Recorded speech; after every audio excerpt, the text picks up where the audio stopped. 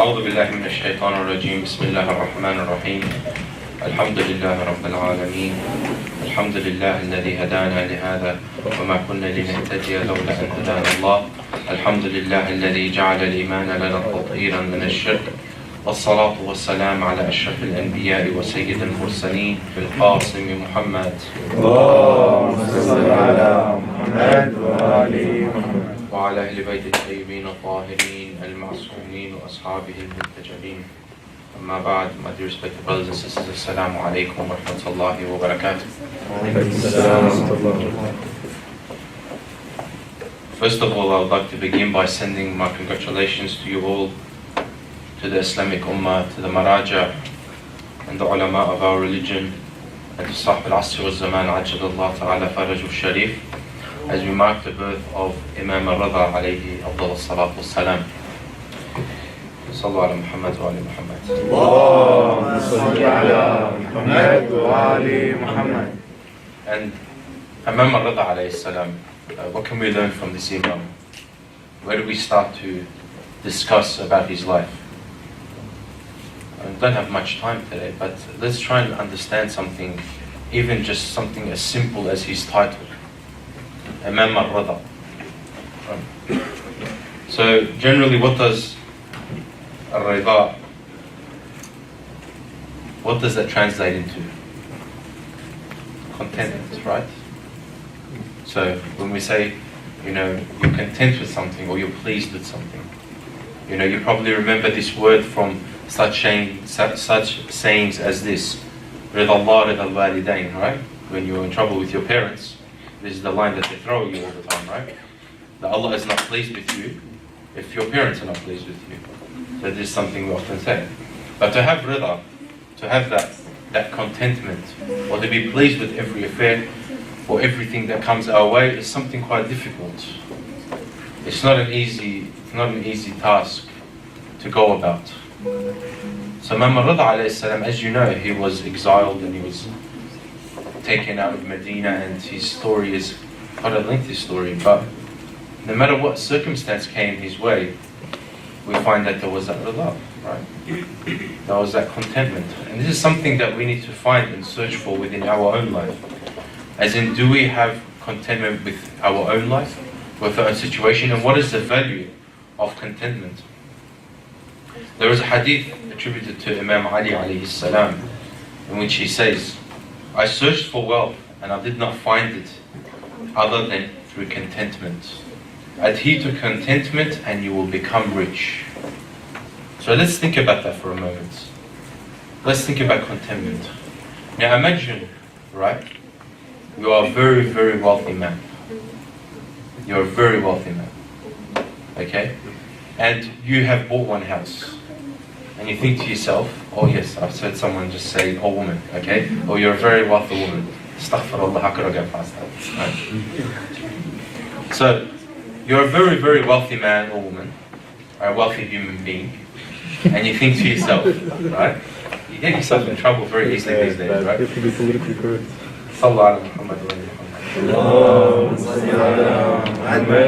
ali Muhammad. So you could be a very wealthy child, okay? So you think to yourself, I have some money, so I need to invest. Okay? So you buy a house. You say, I like this house. But you know what? With the money that I'm making of this house, just to be safe, I'm going to invest in another house. Then the guy who's laying bricks around the corner is looking, man, this guy should be very happy and content right now. We're slaving away to make $1. And this guy goes, you know what, just so I'm a little bit more safe, with the money I've made off these 2 houses to set up my children, I'm going to buy another house. And then he says, you know what, I really like this buying house business, I'm going to build an empire in property development. And I'm going to call it Shahin Developments. Right? Shahin, the Persian word for bird, yeah? And this property development company of mine is going to keep rising and growing. And you find this person who constantly wants to expand his empire. He wants to expand his empire. But no matter how much you give, that person is never satisfied. Right? Even there's It's a funny story that one day, one of the ulama of our Sunni brothers said, look, can you find me a hadith about Muawiyah? And they searched and they searched and they searched, and they only found the hadith where Rasulullah sallallahu alayhi wa alihi said that his stomach will never be satisfied, right? So, you know, when next time you're not content, just remember you may be like Muawiyah, yeah? No one found that funny. That's good that you don't find that funny, because it's serious. You don't want to be like Muawiyah. Okay, but the point is that sometimes we're never content, and contentment really is wealth, because you can have so much wealth, but because of that wealth and then your attachment to it, because if you have a lot of wealth, generally you become very attached to that wealth, right? It's not very easy for you to give that away, right? And many people are like this. And I'm sure you've seen the many social experiment videos that are online today where people dress up as homeless people and give, and rich people look arrogantly, oh, I don't need your money, right? And sometimes we're unable to detach from certain worldly things. Now, why is it that we are unable to detach? It could be possible because we are not rich. And like Imam Ali alayhi salam has said, that wealth comes through contentment. Now, sometimes you may not have everything that you need, right? You may not have, or everything that you want rather. You may not have the latest car. You may not have the latest gaming console. You may not have the latest clothes, the latest Louis Vuitton bag, the latest David Beckham perfume, the latest fulan, the latest kada, and all this stuff. You may not have it, but you may be very content just to sit there, and maybe discuss something fruitful with another individual. To learn something and to share it with others. Now, imagine I have all this wealth and money, and I come and I start giving $50 to each one of you. And you guys take this money and you're like, okay, that's great. And you walk off, wow, Talib's a nice, generous bloke. He gave us all $50. Okay? Does that do anything, really? Does that do anything for our relationship with each other? No, I'm a guy who gave you money. There's no bond. Right? But when you're content, for example, and money is not such an object, and then you go and share other things with human beings. For example, like Brother Ali al-Idami. Now, I don't know Ali very well. I've only met him very recently. But today he shared some information with me. And that what? Now there's some sort of a connection here. Yes, Ali warned me about death. Right? So sometimes the smaller things which may seem, all these things that may seem very small and insignificant are the most important things, because these things are going to give us contentment. Now if me and Ali, for example, weren't here tonight, and we had a lot of money, and we're going out and we're throwing money away. Yeah, we're going Newland's Pizza, we're going to shopping, we're going to what's that store in the city? There's once walking in the city and we saw a store and there were people lined up for ages. H&M, Hajj Muhammad, yeah? Right? Right? So this store H&M, there were people lined up for ages, and actually when we went to Holland, there was around every corner there was a H&M store. Now imagine we went and we did that, and we wasted our money, and then we bought the latest dress, and you know what? The next month, Mr. Louis Vuitton is going to bring out another dress, if he makes dresses, I don't know, okay? And then the month after that, the Versace bloke is going to bring something else out. You know what? I have to keep up with this, right? And and the next month, Samsung's going to bring a new phone, and I have to keep up with that. And you're never content, you need more. Well, there are things which you might do with sharing knowledge, which Allah subhanahu wa ta'ala will bring mercy upon you. So for example, a beautiful hadith from Imam الرضا alayhi salam.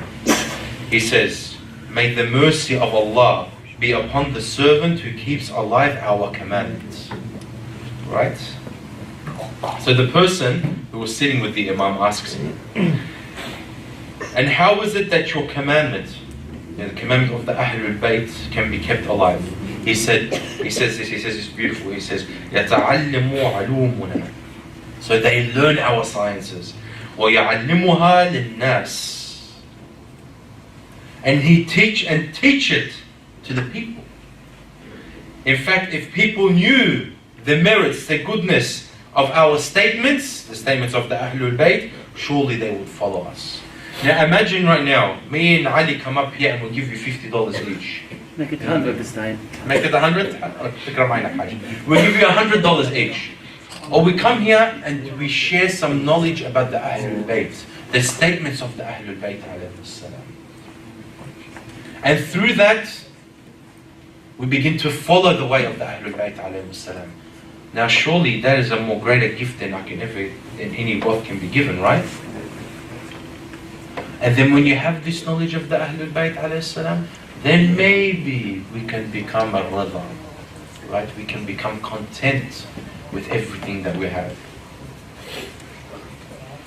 Because that statement or that status of being content is one of the greatest statuses a mu'min can have. Why? Because when you're content, no matter what the musibah, no matter what the tragedy, you'll be pleased with the decree of Allah subhanahu wa ta'ala. Because you're going to have trials, right? And then we remember that beautiful statement in Karbala, which was what?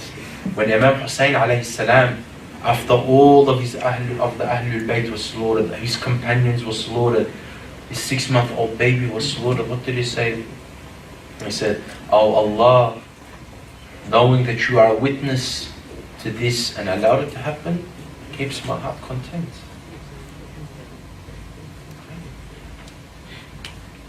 Even Nabi Ibrahim he asked Allah to give him contentment. Right? Contentment is so important. So important. Imagine you only had a loaf of bread to eat, but you were content, you were happy. Khalas, mashallah. Imagine someone wronged you, but you're like, mashallah. It's okay. It's hard, yes, it's very hard. It's very, very hard. We're human beings and we have our flaws. But we need to search for that contentment. So on these days where we remember the birth of Imam al-Rضa alayhi salam, let us look inside ourselves and realize, how content am I? And what can I do to, inshaAllah, increase that contentment? And am I doing enough to spread the message of the Ahlul Bayt alayhi salam? Not everybody has to come up here and talk. But some of us may make painting. Some of us may write stories. Some of us may write poetry. As we know, alhamdulillah, we have a community of poets. Some of us may write essays. And some of us may just call onto the path of the Ahlul Bayt alayhi salam just through their actions, without words.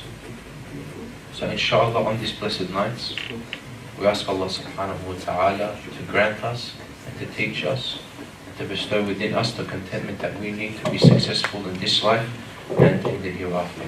وآخر دعوانا إن الحمد لله رب العالمين.